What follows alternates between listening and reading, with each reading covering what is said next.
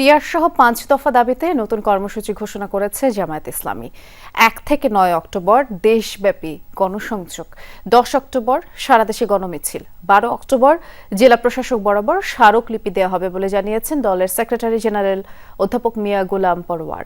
দুপুরে মগবাজারে এক সংবাদ সম্মেলনে এই মন্তব্য করেন তিনি। সময় তিনি জুলাই সনদের ভিত্তিতে আগামী ফেব্রুয়ারিতেই নির্বাচনের আহ্বান জানান। অন্যথায় রাজপথে আন্দোলনের মাধ্যমে দাবি আদায়ের হুঁশিয়ারিও দেন।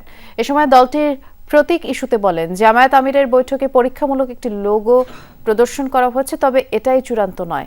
মিয়া গোলাম পরোয়ার বলেন, পূর্বের ৫ দফা দাবি জনগণের কাছে গ্রহণযোগ্যতা পেয়েছে, তাই এই দাবির সপক্ষে জনগণ রাজপথে থাকবে। জনগণের দাবি বাস্তবায়নের পথে হাঁটছে না অন্তর্বর্তী সরকার, এমনটিও বলেন তিনি।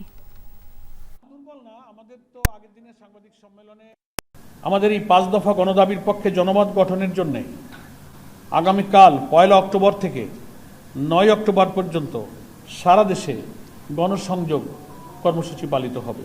আগামী ১০ অক্টোবর রাজধানী সহ সকল বিভাগীয় সদরে গণমিছিল করা হবে। ১২ অক্টোবর সারা দেশে জেলা প্রশাসকের মাধ্যমে আমরা স্মারকলিপি পেশ করব।